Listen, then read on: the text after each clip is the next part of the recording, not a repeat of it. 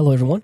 I wanted to come on here before the episode starts to give a bit of a content warning just to be safe. I'm not sure if anyone listens with children around, so use your own discretion. As you can see from the title, we talk about some pretty heavy stuff in this one, and our guest, Father Jeff, does not pull any punches on this matter, which is good because this really needs to be talked about. And I appreciate him taking the time to talk about this with us. And as always, I appreciate you tuning into this show. And with all that out of the way, on with the episode. Welcome to the Retrospect podcast, a show where people come together from different walks of life and discuss a topic from their generation's perspective. My name is Ian, and as always, I'm joined by Stoney. Hello. And Jason. Hello, everyone. Before we get started, I just want to apologize. I got back from my trip to Disney World, and I'm a little congested. So if I sound a little more stopped up than usual, you sound a little stuffy. When I tell you the Florida weather was a roller coaster the whole time. It was hot, then it was cold, then it was raining, then it was really cold, then it was hot again. So I'm a little just congested. It's kind of been that way over here. The Louisiana weather is no different. Exactly, right? exactly. But anyways, we have a very special guest. So Jason, could you please? Yes, I was fortunate enough to reach out to Father Jeff Bayhi, who is very much involved in the topic that we're going to be talking about in trying to mitigate this terrible scourge that plagues not only our community here, but nationwide and even the world. So I'm going to let Father Jeff Bayhi introduce himself and tell us about, his work.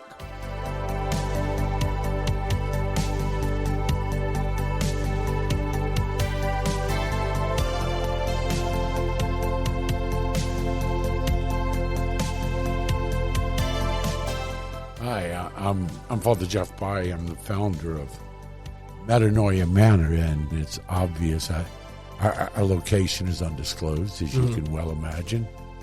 But for those of you who don't know, Metanoia Manor is a home for juvenile victims who've been sold into sex slavery. Wow. Throughout our state, throughout the country. And it's an incredible need.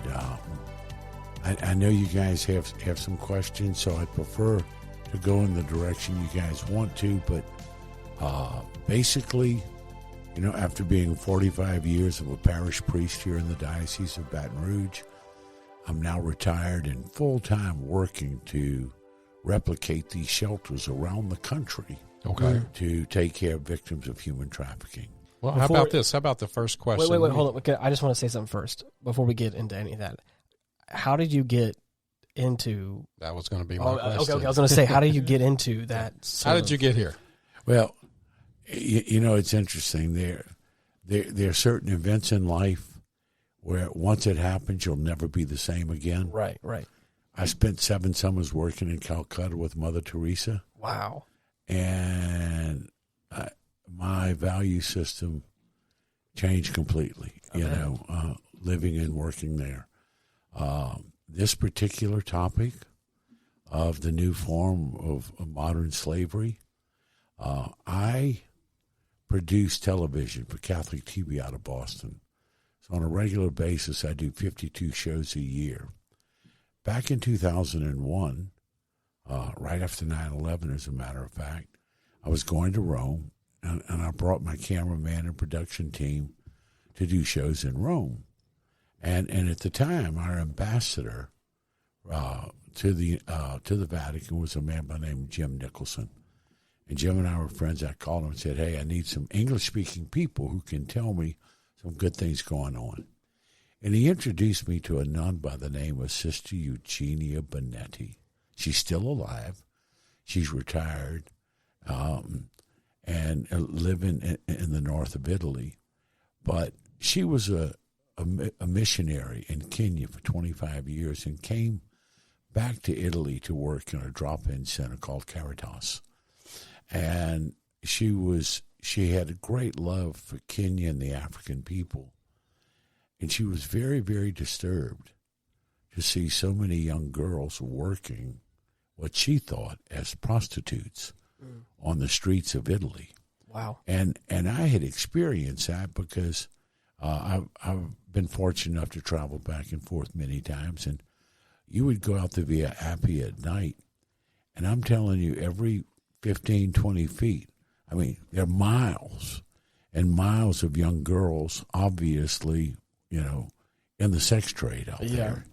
And I thought, man, what is the problem with all these hookers and, in Italy and that sort of thing?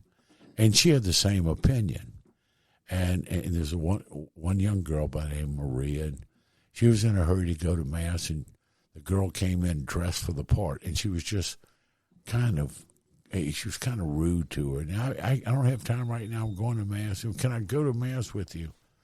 And so the girl came in, the girl Maria, she sat in the back, and Sister said, all during Mass, she heard this weeping, just, from your soul weeping.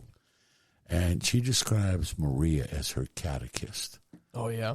She told Sister what was going on. Wow. And why there were so many girls from Romania, Albania, and the African continent standing on the streets available for sex, and that it wasn't a choice.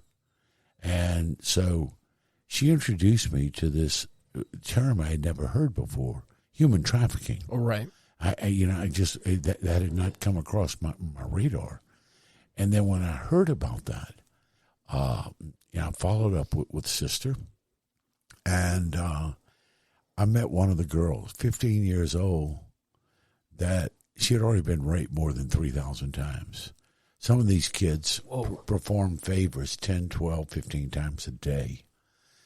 And you listen to this child, somewhere from Africa, who's been told that if she doesn't do everything the trafficker tells her to do, they're going to kill her family back in the village. Gosh. And so, you look at this and you go, what the hell? Yeah.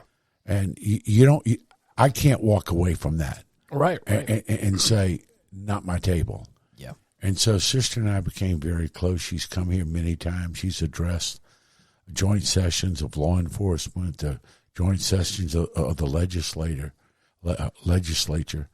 And in my mind, she helped kickstart the awareness, and is still a topic that many people are not aware of. And I don't know if it's willful ignorance or if it's, you just don't want to look under that rock. Right. I think there has been more talk about it recently, like in recent years. But you're right, though. It has not been. There's several things that have happened. The Sound of Freedom brought a certain awareness. And Angel Studios sent me the video and asked me to look at it. And it's a powerful movie. Right. And then you got all these people that I don't know what the hell QAnon is, but conspiracy theory, and Mark Ballard didn't follow the laws. I got news for you. Somebody's got my 12-year-old child. You can take your law book and you can chunk it. Okay, I'm not worried about the laws if you got my child. But anyway, right.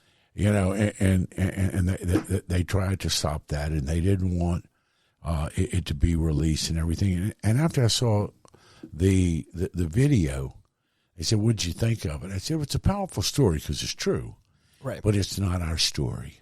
Right. Our story is very different here at our home for our children. Wow. Yeah, man. So my question is, why didn't they want Sound of Freedom out? They fought that movie being released, that video being released, tooth and nail.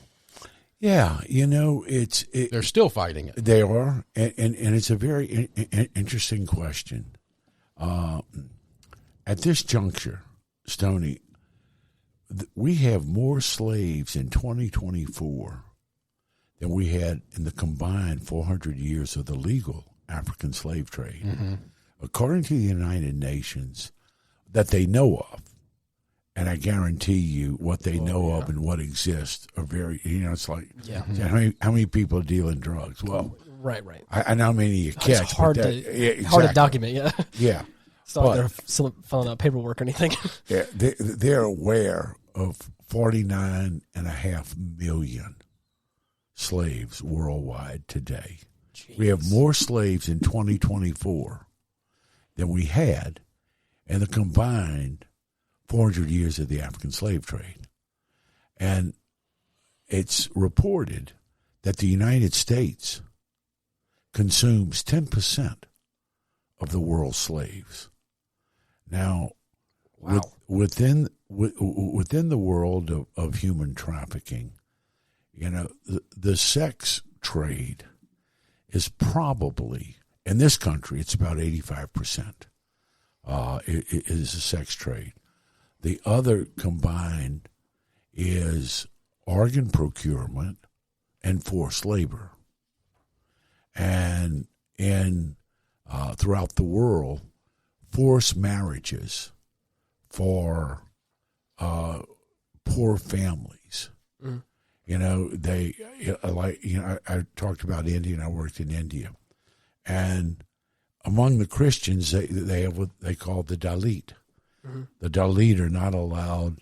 They don't educate the kids, and they don't put the money for it and everything. The church takes care of all that. So many people live in squalor, and some of them will send their children to the Middle East to work as domestics, and after a while, their owners want more than their toilet cleaned, and when the kids refuse, they'll start amputating fingers, hands, feet. Oh my gosh! Gee, that's that sort of thing.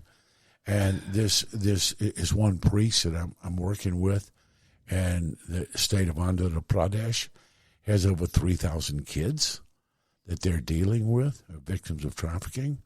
But sometimes, because of the dowry, parents will let one of their children, 13, 14 years old, marry a 50-year-old man, which is, it's not, love at first sight. Right. It is someone to clean the house and take care of whatever relief he needs whenever he needs it, but it's a form of servitude.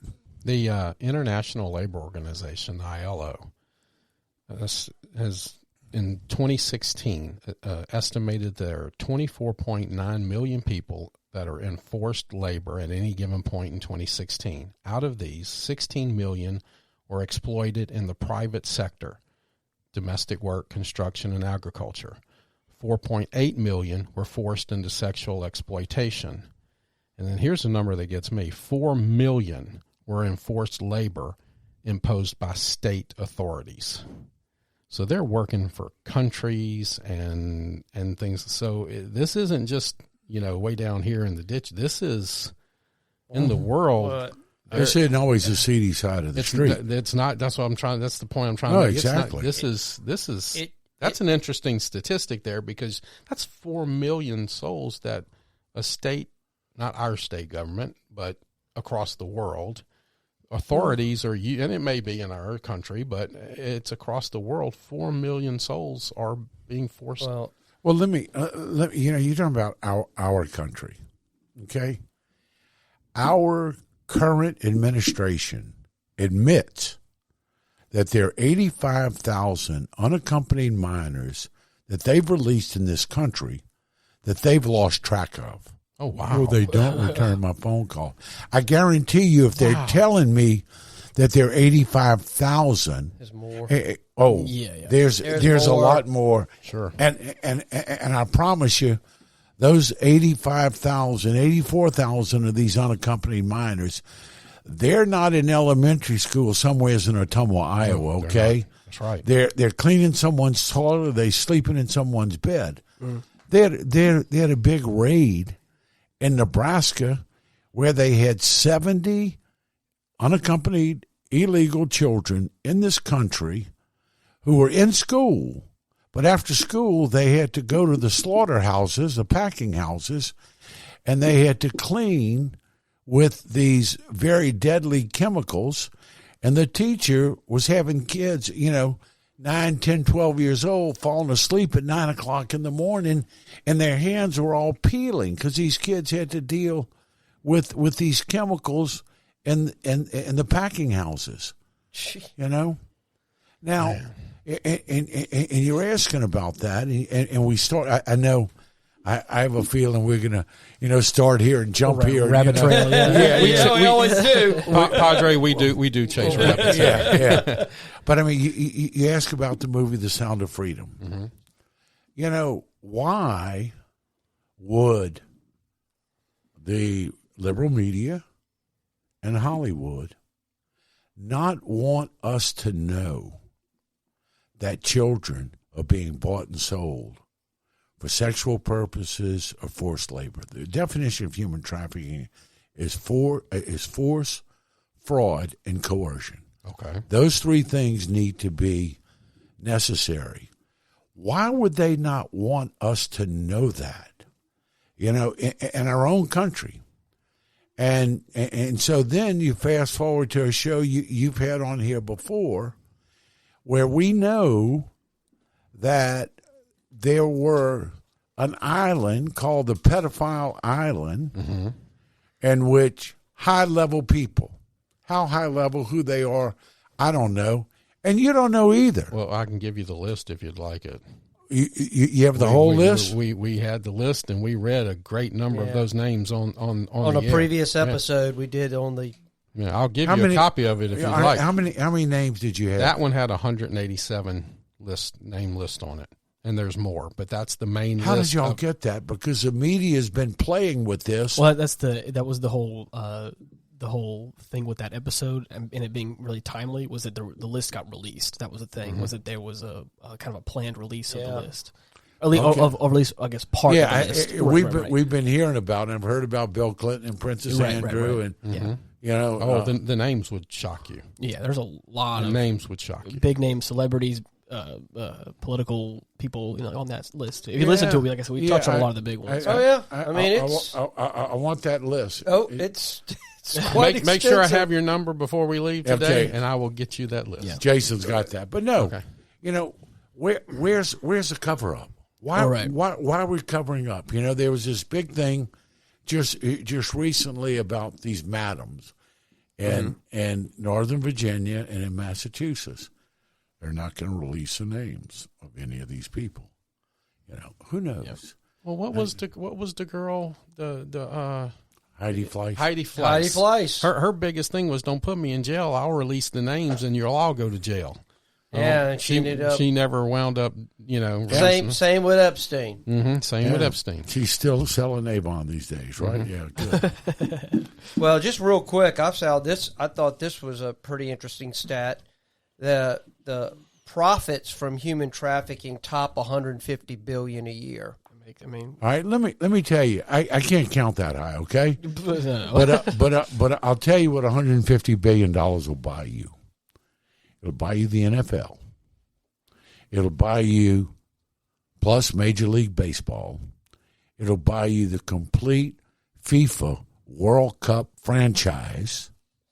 And then it'll take every 18-year-old in this country and give them a 4-year complete paid scholarship to Stanford University, which is one of the most expensive, and you're still not $150 billion. But you know what's $152 billion a year?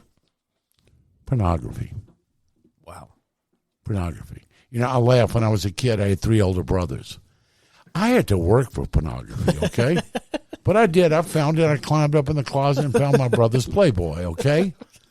And, but every kid who's got one of these cell phones has access. Mm-hmm. Right. According to Enough is Enough, which is an organization fighting human trafficking, during the pandemic, when our children were locked down at home on computers, there's a website called Pornhub. It's your one-stop shop for everything pornographic, okay? You can get anybody doing anything to anyone.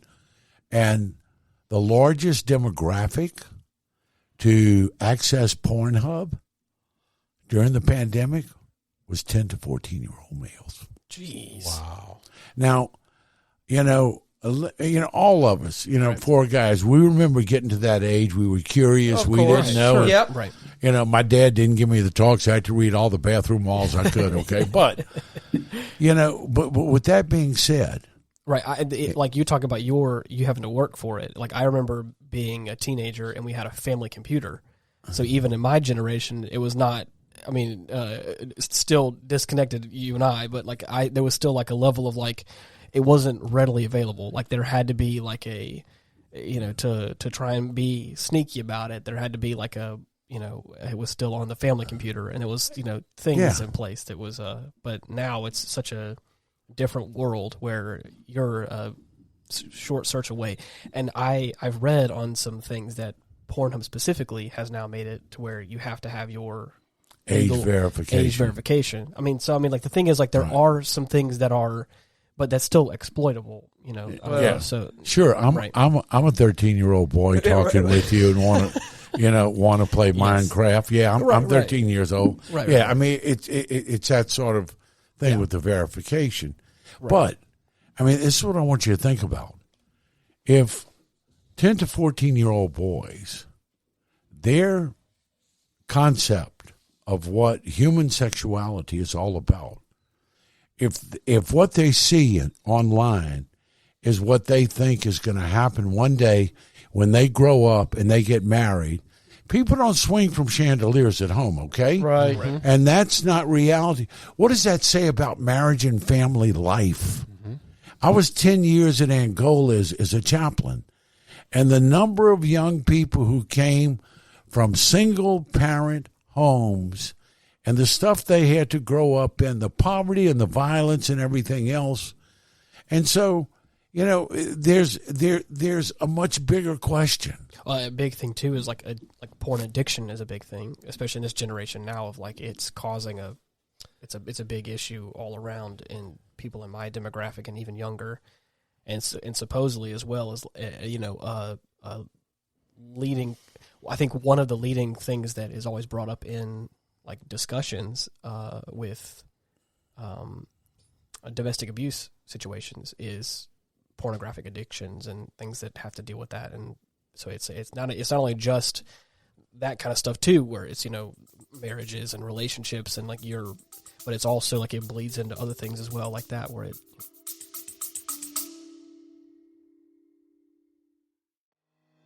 Rising anti-Semitism, new generations redefining how they connect with Jewish traditions, changing dynamics among Jews around the globe. Take a deep dive into these topics and more on Mosaic, Exploring Jewish Issues, the podcast brought to you by the Jewish Federation of Palm Beach County. Hear from the thought leaders, politicians, scholars, and artists at the forefront of Jewish life today. Subscribe to Mosaic, Exploring Jewish Issues, wherever you listen to podcasts.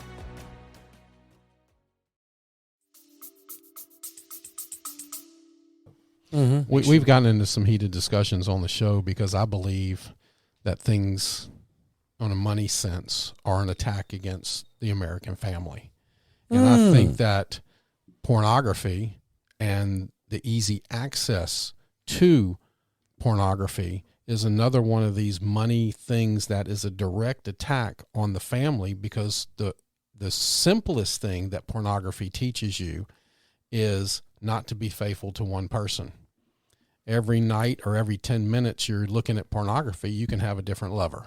You can have somebody now that takes you away. And so I think that is a direct attack, and I think it's satanic attack against the American family. A big thing too is the fact that like we're in a world of parasocial relationships, where like you can have like a relationship with someone online of like that, but in like a one-sided relationship, where like I can watch someone on YouTube and develop like what feels like a relationship with someone, like a friendship with someone, but they don't know who I am, but I know everything about them, and that's a big thing in that world as well, with OnlyFans and all that stuff as well. It's like young men creating and forming parasocial relationships with women, and they're not real. And they're not real. They're not real relationships. But it's also not encouraging them to go out and meet real people, real women, whatever. You know, real quick, you were talking about access to porn. It just something popped in my head. I remember, and I believe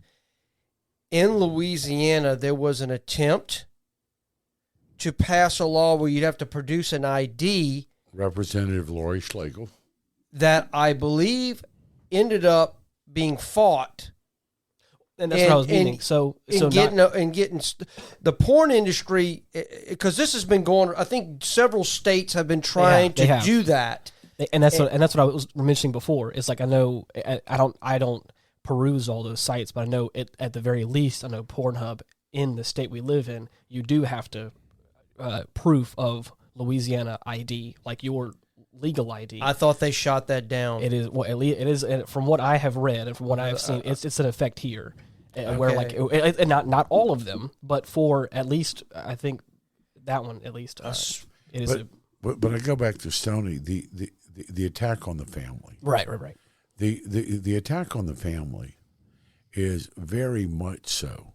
When we have parents, and it's not a Louisiana issue, thank God yet, but when we have parents who want some control over the content and the type of content that we're given 5, 6, 7-year-old children, and saying, I don't want my child to see homosexual illustration acts in a book, and they're being called domestic terrorists because they are investing and fighting for the content they want their children to be exposed to.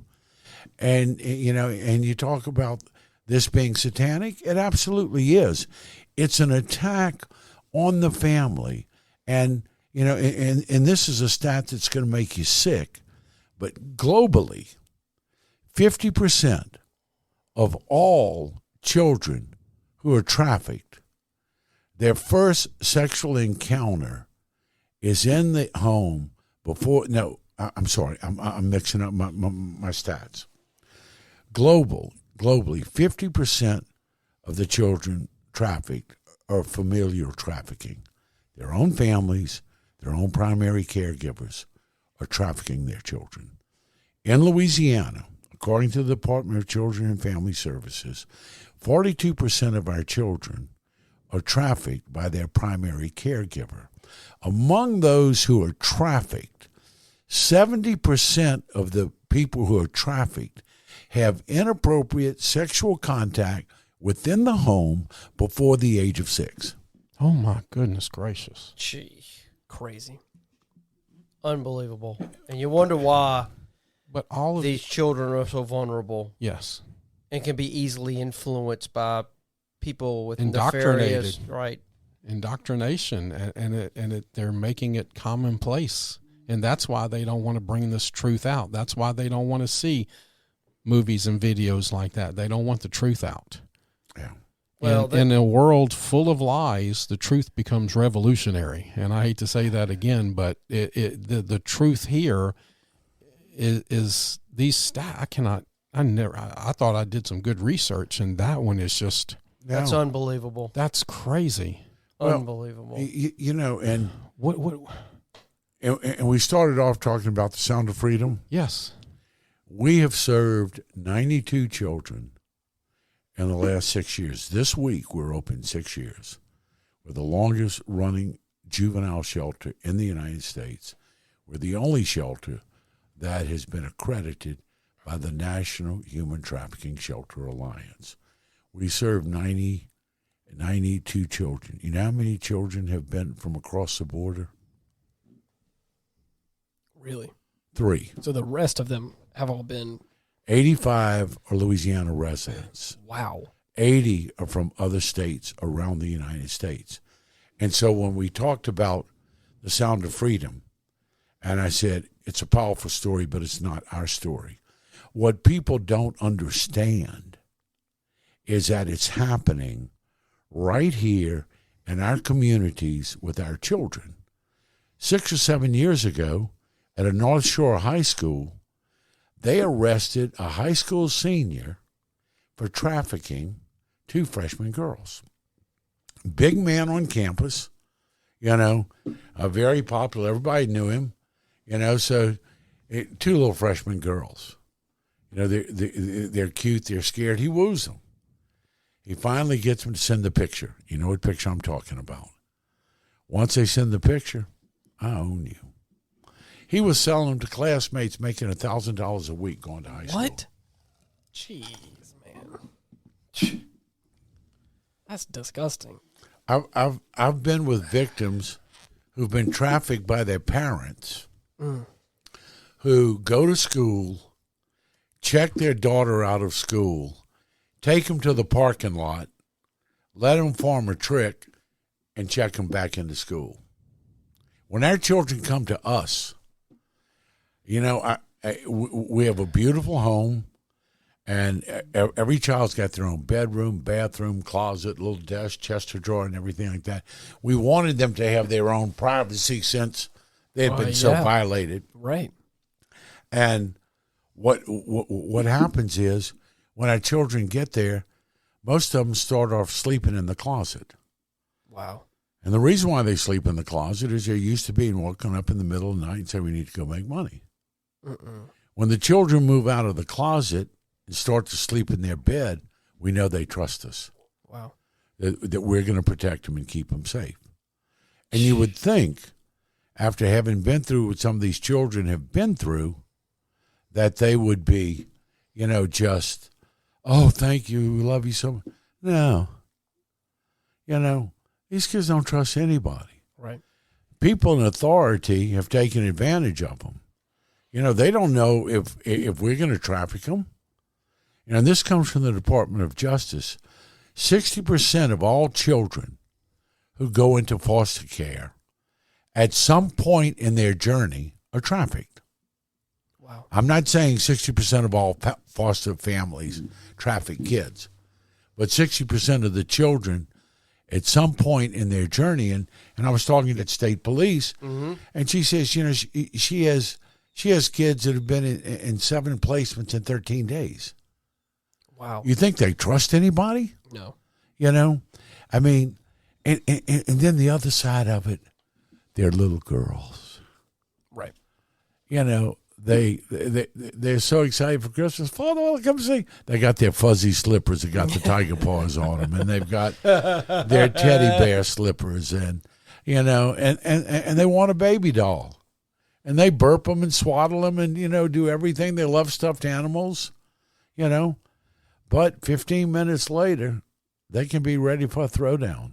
Wow. It can be really, really tough, but it's important to understand that every country, the trafficking is different.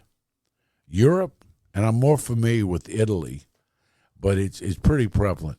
Europe, you have Nigerian madams, you have Albanian and Bulgarian mafias. Wow. Okay? And so, you know, they will go in and, you know, no one comes and says, hey, I want to pimp out your daughter. Can, you know, you let her come with, your daughter's so beautiful and so talented. And she's a good dancer. There's a wonderful ballet school in Paris. Oh, gosh. And I can get her in that ballet school, okay? Or, you know, I see you have 7 children and y'all don't have any money. I can get her a job and she can be a nanny or she can be a waitress or she can be a receptionist. And she can make this money, we'll send it back to you and everything. They get around the country, they take their documents, they sexually brutalize them, and they turn them out on the streets. And this is and the thing is, you never pay them back. You never pay them back, but because they charge you $3 for that can of soda that they had, you know, in the one room where 8 girls are living and there's a bucket in the corner for a toilet, you know, and they charge you every night, and you never get out of it. You have to make so much money to win your freedom, you know. I mean, I don't know if you all saw here in this area, but I'm going to say it was maybe August, September, they raided these Oriental spas in Ascension Parish. Yes, I saw that. They arrested 6 women between the ages of 52 and 67, still being forced to offer a happy ending. What? 52 to 67. Jeez. Now, can you imagine that life of servitude? Yeah. You're 67 years old, and you still have to do this for a living.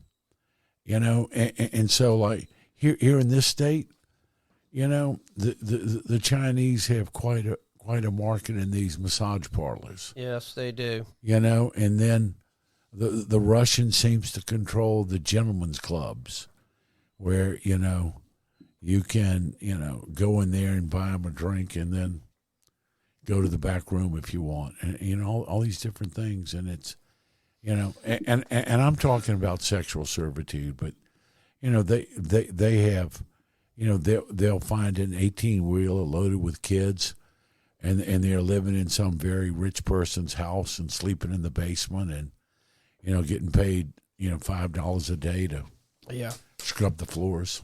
Jeez.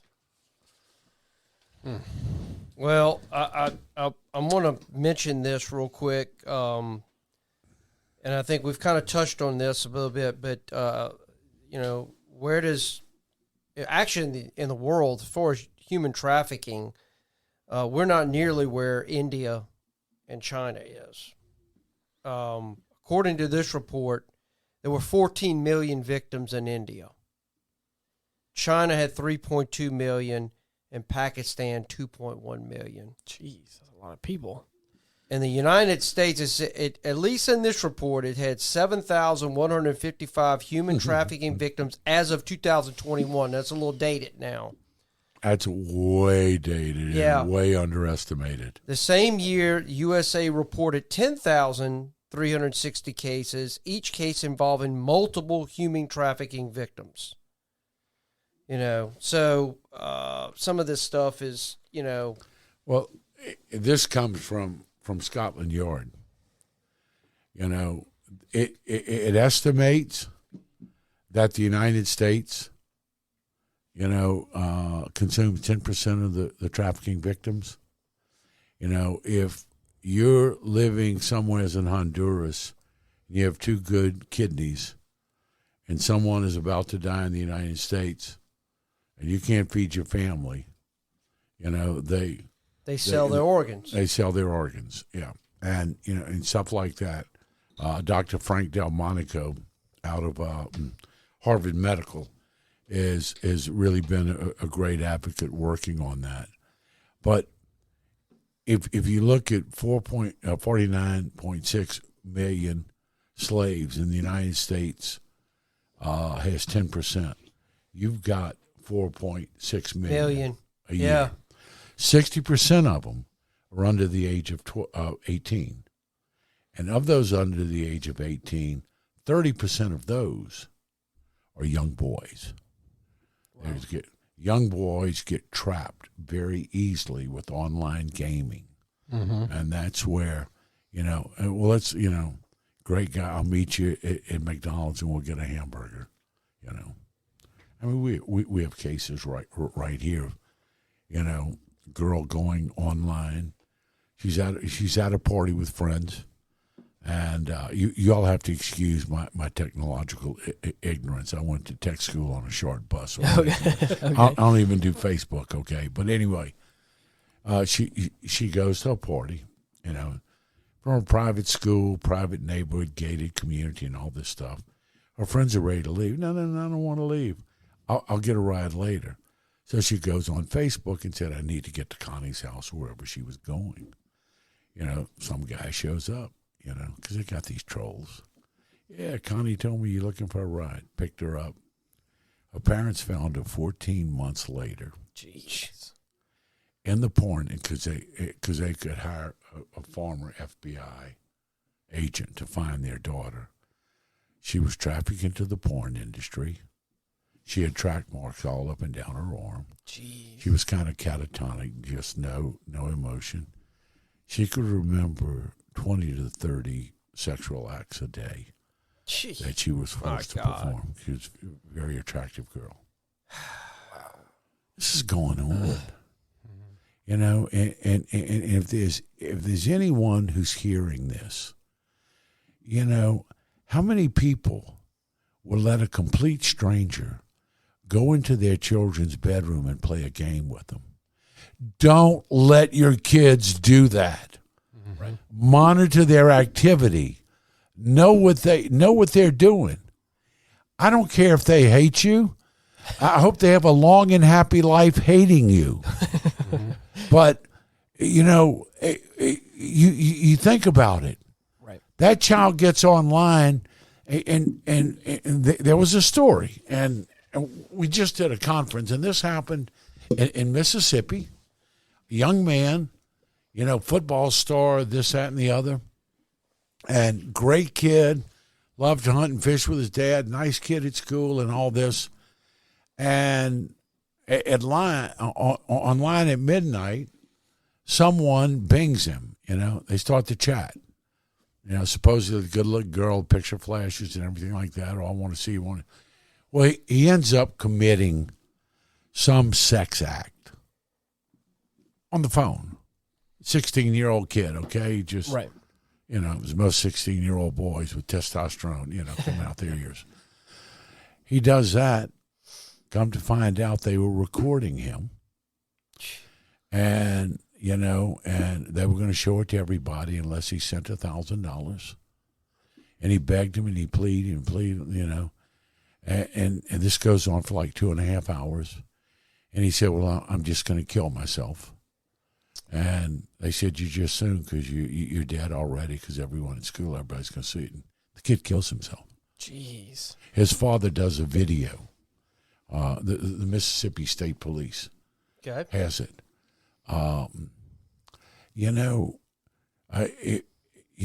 Obviously I'm an old Catholic priest. I'm past my prime. But don't let your children take a cell phone to bed at night. Lock them up. Keep them in your bedroom. Don't let this kid. Who would let a perfect stranger come in your child's bedroom at night? That's what you're doing with a phone. Yep. That's what you're doing with the phone or with an iPad or with a computer. Oh, I want my privacy. You can have your privacy in the den with everybody else. No, right. You're right. It's 80% of the children who are trafficked are groomed online. I've been in stings with the state police, and it's all on the phone. Yep.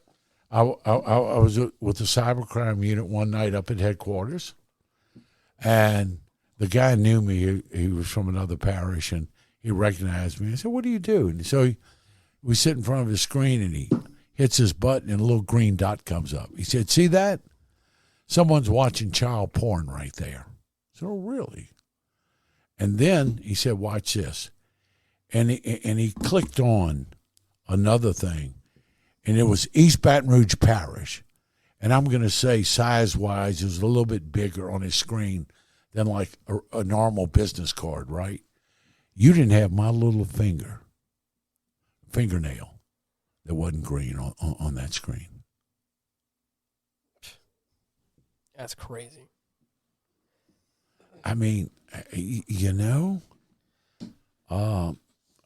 Kids will be kids. We used to be kids in the backyard, maybe throwing firecrackers in someone's mailbox. Exactly. Okay? You're right. But this, and now this AI, we know about AI. Yep. Yeah. So I have a question for you. Yeah. How has the public perceptions of human trafficking changed over the decades? You sound like you've been in this a while.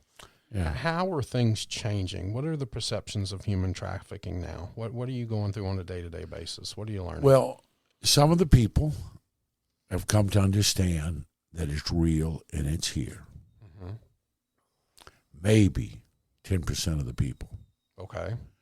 Now, Father Chuck and Father Chuck Swanson is my colleague, and we work together with this. And we go out and we'll give talks. And Rotary, Kiwanis, whatever, we give talks. And after I give a talk, I call it. I call it the. It's him calling right now. And I call it the dog fart look, okay? Okay. And that is you've been in a room and someone farts and the dog goes, what? Yeah, where'd that come from? Just completely baffled. I get that all the time. I had no idea. Mm. I thought this was something that went on the border, and now, with that being said, we have no idea what's about ready to hit us. Mm-hmm. Yeah, because you have a border that's wide open right now. We have no idea. We had Texas DPS at this meeting this week, and he was talking about locating homes that'll have a room a little bit bigger than here with 25 people locked in from the outside. What? And there are houses like this all over, And Well, how many times have they had a tractor trailer that they've stopped with 100 and something people in that tractor trailer? I know. With no air conditioning, no ventilation system, nothing. And that's just ridiculous. Yeah, and what's sad is, we all just saw in the news, Texas has been trying to take control of its border, Mm-hmm. and the Supreme Court has just ruled that basically they can't do that. Well, the way I understood that is they didn't make a ruling. They passed it back off to the lower court. They haven't really made a ruling. I was looking at that today. They haven't received it yet to make a ruling. We're coming to a head on yes, this we are. border issue, because all of you were talking about human trafficking, drugs. You name it, terrorists are pouring across the southern border with no controls whatsoever right now. Well, what about the hot mic that Biden was on, where he said we're going to stop them from stopping military-aged men from crossing the border? Why does he want military-aged men crossing a border? I don't know if y'all remember this or not, but we talked about this on another podcast. I wrote a small book called The Less Than 1%. And I said that Mexico and South America has said for years that they want California back.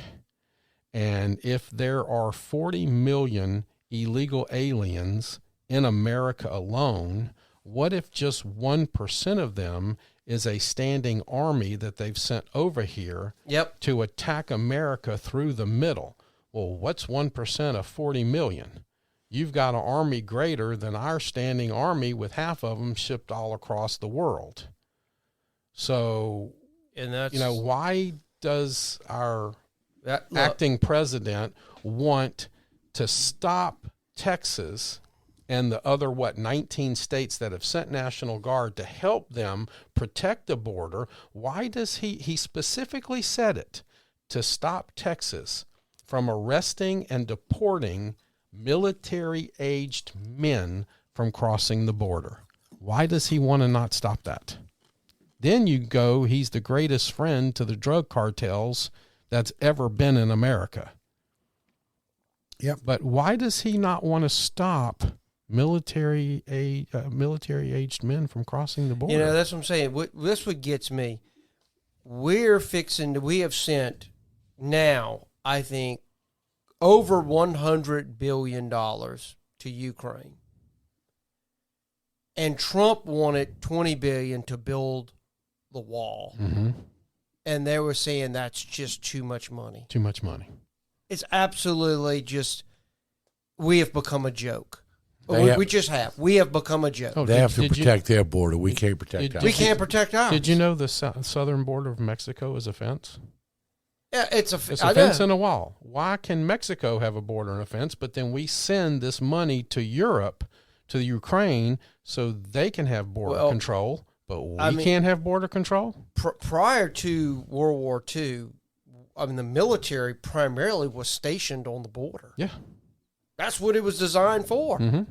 Well, that's going to have a huge impact on our trafficking issue.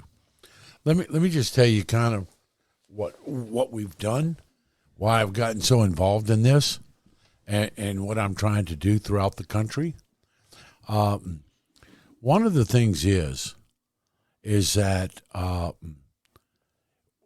everyone's got a role to play. You know what law enforcement does and how they have to recognize it. Medical professionals, ER people, they say that 63% or 68% of all trafficking victims at one time or another go to an emergency room. 90% of them are overlooked. No one knows. Okay, so you have judges, you have prosecutors, and it's really interesting because we have a child with us for 2 years. She had three court dates where she's supposed to go to court. When a 17-year-old child's got to go face her trafficker in court, she doesn't sleep for 3 days. Oh, yeah. She throws up everything. She's got diarrhea. She, poor darling, gets to court 3 times. The attorney brought her, and they never got past a motion hearing. Wow. She aged out, and her trafficker walked. Our system is broken. Legislatively, we need to have the laws to protect these children. Now, we have laws that say, that you can't have a liquor store within so many feet of a school, right? Yep. But, or a church, but we don't have the laws to protect these children and prosecute in a timely fashion. When you're 15 years old, 2 years is a lifetime. Mm-hmm. Yeah. Mm-hmm. That was half of your high school career, okay? Right. But what we need to do is find a time, know that everyone's got a role to play. And the big problem is right now in this country, we have over 5,000 animal rescue shelters, each one of them holding 100 to 1,000 animals. For the 4.6 million people who are trafficked every year in this country, we have less than 850 beds and less than 250. So, everyone's got a role to play. My role is to create safe shelters so that once a child is rescued, there's a safe environment where they can go, they can remain, and they can get education, they can get life skills, and hopefully leave from us and be an independent adult. Now, that's a big order. Sure. I'm not saying we've been 100% successful, but we served our children very well. And a large part of my shelter has to do with the fact that I'm a residential shelter, and I have 5 religious women who live in the shelter with the children, and 4 of them are registered nurses and one's a social worker, but in my shelter, they're all mothers. This child has never had someone, when they're crying in the middle of the night, come sit on the side of the bed and rub their back until they fall asleep, or let them talk about, because nighttime is when most of their trauma took place. They've never had that.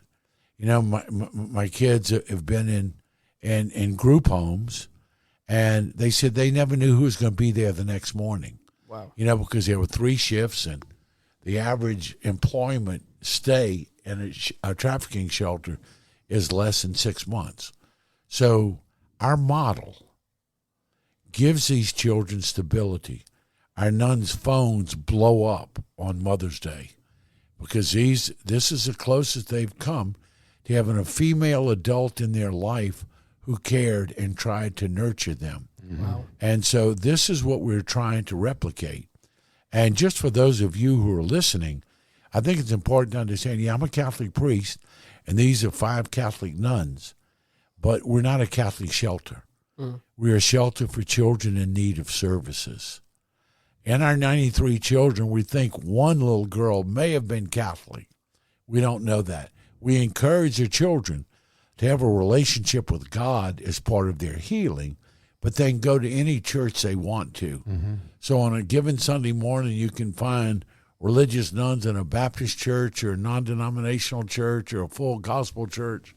Wherever the kids feel served, they're able to do that. If you watch that video that you're going to see at the end of this podcast, you'll see that the little girl says, and I was able to be baptized in the church that I chose, and my children and I still go to that church. Mm-hmm. She just had a 3rd child. Wow. I've got a question for you. Yeah. You said that everybody has a role. There was a statistic years ago that somebody put out. In your lifetime, you will walk by 5 murderers. just walking through your day in your lifetime, you're going to pass by 5 murderers, somebody that's committed a murder. Well, listening to these statistics, the chances of us walking by someone that's being trafficked are substantially greater. In your opinion, what are some key indicators or red flags that someone like us on a day-to-day basis living our life, we might recognize that someone is a victim or being trafficked, human trafficked? What can we look for if we have a role in this? What can we do? What can we look at or see? Let me just give you one example. I don't know if you remember this horrible incident that happened in New Orleans probably a year and a half ago of a carjacking of a young 17-year-old boy with 3 teenage girls. And they carjacked this woman, and they drug her until her arm fell off, and she bled. I do remember that story. Mm-hmm. Okay. Which one of you at 17 years old was able to have 3 teenage girls with you at one time? Yep. Who has, I mean, maybe you dated 3 different girls. Not at the same time. But not with you all the time like that. Exactly. Mm-hmm. And so you will, and I had someone call me the other day. They were on a flight, and there was a person who was African American, and she had come back from Alaska, and she had an Eskimo baby with her, small child, really disengaged with the child, no maternal instincts, and he's, oh, how you doing, beautiful baby, and all that, trying, because he was curious. Mm-hmm. Oh, yeah, well, I got a friend, and she couldn't take care of a kid, so she gave him to me.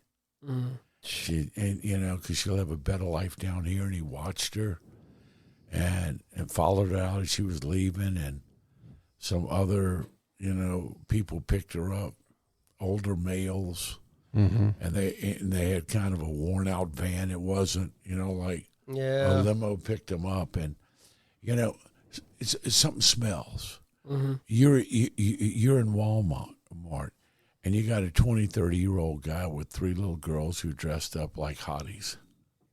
What's that all about? What's that all about? And then sometimes when you try to, make conversations, they don't talk. The children mm-hmm. won't make eye contact. And the alpha dog does all the speaking for them, and then, they won't make eye contact. If you can get them alone, what's your address? I don't have an address. Their address is where they're stopping next, mm-hmm. and they don't have that. And so, certain things just don't look right sometimes. Don't pass the sniff test, as Miranda likes to say. Doesn't pass the sniff test. Now, if you find yourself in a store and it doesn't pass the sniff test, don't confront anybody. If you're going to sell a 12-year-old child for sex, you don't have much respect for life. So you don't fool with these people. They're not nice people. But you do try to casually walk out at the same time and see what vehicle they get in mm-hmm. and get a license number and, and immediately call law enforcement, tell them where you are, what you saw, what your concerns are, help them identify the vehicle and let them put it out on their radio. They were on Range Road and, whatever. Because you can't fool with these people. They average $5,000 to $7,000 a week off a 12-year-old child. Jeez. So when you rescue that child, you're taking money out of their pocket. Yep. They want their property back. So these are not nice people that you fool with, And so you got to be very careful. So that, it's just, a smell test. Like we're really cautious when we take our girls out, how they dress. Mm-hmm. They're used to, dressing to attract attention. Right. And, we don't. Okay. Can you discuss the role that local communities and grassroots organizations have in combating human trafficking? I mean, you're part of that movement. Yes. You are part of that. What role can people do, and how can they become part of what you do if there's an avenue, or starting their own, or what do you suggest to somebody that wants to get involved? All right. What I suggest, first of all, is that you get educated. All right. And if this podcast has educated anyone, make sure you get people, whether it's your book club, whether it's your rosary group, whether it's your front yard flower group, or your Kiwanis or Rotary or Lions or whoever, people need to know. Mm-hmm. One of my goals is to get to the household of faith. I mean, I take it we have 3 faithful people here. Absolutely. How many times have you heard a sermon on human trafficking? I haven't. Yeah. My people did, because I was involved in it. Now, my people will do anything I need for the shelter. Whether it's cooking meals, whether it's providing Christmas for the kids, whether or not, it's altering clothes, they'll do whatever because they know. And so, the first thing is it's creating a place for the kids to go to, or the adults to go to. Now, this is not a cheap thing. I have to raise $850,000 a year to keep my kids. Mm-hmm. There was a time where they have what they call VOCA money, Victims of Crime Act, started by Congressman Ted Poe and Jim Costa, and it was the asset forfeiture money. And so we're eligible for that. We're seen as being faith-based. So even though we're licensed by the state of Louisiana, we're seen as being faith-based. I was at the DOJ, and I asked, I asked the guy at the DOJ, I said, look, I'm licensed in the state of Louisiana. I'm a caregiver for juvenile children who've been abused. Is there any money available for me? Well, let me ask you something, Father. If someone self-identifies as female but is anatomically male and they've been trafficked, will you take them in your shelter? I said, that's easy. The answer is not no. It's hell no. If you think I'm going to let someone with male genitalia sleep in a room next to teenage girls who've been repeatedly raped, you're crazy. Well, then you're not inclusive. There's no money available for you. Jeez. Welcome to woke, okay? But anyway, with that being said, how do people get involved? It takes a lot to do that. These SPCA commercials, $19 a month, no animal deserves to live like that. I got nothing against your puppies and kittens, but no human deserves to be treated like these children have been treated. Mm-hmm. And so our website, metanoia-inc.org, it tells you about our mission. But we've opened up outside of Boston. We're trying to open up in Charlotte. We're trying to open up in Arkansas. We're trying to open up in Texas. We're trying to open up in Denver. So, we're trying to take the model and replicate it because it works. Yeah. And the reason why it works is we have 24-hour care by people who are not there for a paycheck. Yeah. That's why it works. That's why it works. Yeah. Yeah. And so, social clubs, you can contact me, and we love doing that. We love educating people because the more people know, and I'd love to get a ministerial alliance, for them to say, hey, inform us, tell us what's going on. And look, trafficking, there is no predominant race. There's no predominant income level. They've come from the finest of homes. They've come from the poorest of situations. They've come from Hispanic, African American, Caucasian. They've come from all those backgrounds. And I can't say we've had, so many more, of this group or that group. But is pretty much homogenous. Depends on the situation. Well, you were talking about trying to get a shelter in Texas. I saw this deal. What are the top 5 cities of human trafficking? Houston, Texas. Houston, Texas is number 1. Really? Yeah. Las Vegas, Nevada is 2. Washington is 3, which that kind of blew my mind. 4 is Atlanta, Georgia. Wow. And 5 is Miami, Florida. So... Does it really surprise you that Washington, D.C.? No, it does not. This is Washington State. Oh. Washington State, okay. And they say that because of the border with Canada, there's a lot of crossover there. Mm-hmm. Wow. Okay. Yeah. So... Yeah. Well, the other thing is, and of course, everyone's claim to shame, but, since we've been working on it, they said one of the worst areas of trafficking in the U.S. is I-10 corridor between Houston and New Orleans. I've heard that this area played a significant role in. Well, they've said that with drugs also. They Yeah. said that the I-10 corridor was the drug corridor, so I could see that trafficking happening there too. I mean, it's smuggling something, it's moving something. I hate that, but I could see that. Yeah. Wow. This is what do you say about? It almost just, it's like an avalanche pouring over you because it's just like it's so overwhelming. Well, I know, but sometimes the story of the little boy with the seashell trying to empty the sea, right? But the reality is every child's a different story, and every child has a need. Everybody's got to do their part, and if enough people decide to do their part, we make a difference. But I really need to say this: vulnerability is a big factor here. Mm-hmm. Yep.